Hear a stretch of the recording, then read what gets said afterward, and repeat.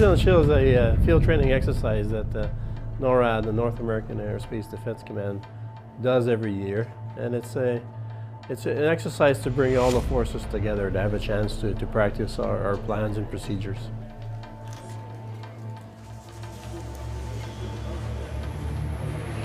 It's a homeland defense exercise, and so the scenario is based on defending the homeland. So in this case, it's conducting FTXs, or fly missions, out of Alaska, Canada, and as well in Greenland. And so the exercise is set up to fly our aircraft against the threat and address the threat as it's presented to us. So the scenario will start off and it will evolve over the course of a week based on the objectives we've set. And basically what we try to do is look at what we did in the last year. We'll mix it up, we'll change the scenario. Scenarios are typically developed a few years out. And then from there on we'll see the challenges we face, the successes we have, and then we'll build on that and we'll create the scenario so that all the air crews and all the personnel involved, be it in flight, those on the ground, those on the radar sites and whatnot, supporting the exercise, have a chance to go through the whole gamut of training opportunities.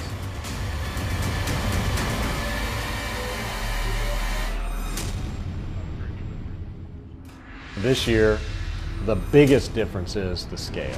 And so much more units and people participating. The FTX is being conducted in 5 different places around the world, and about 700 total people, so it's quite large.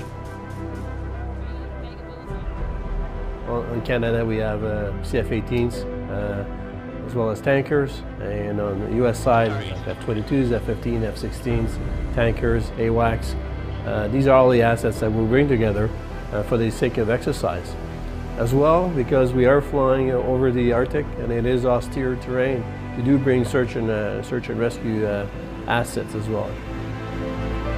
We definitely find ourselves working with the United States quite a fair bit. I'd say from the tactical fighter perspective, 3 to 4 times a year, we're working with our US partners, either in the States or they come up to Canada and work with us. And that's a combination of Air Force assets, or air assets if you will, and then folks on the ground as well.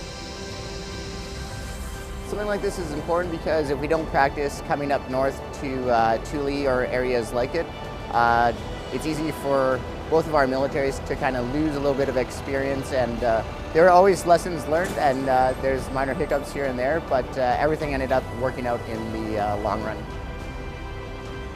The basics of practicing and being proficient at the execution of your business is why we do this. And this is a huge team, and so that team effort and being able to have the team working together as one unit to accomplish our goals and objectives is exactly why we need to practice this. I think we have world-class personnel in both of our nations that do this.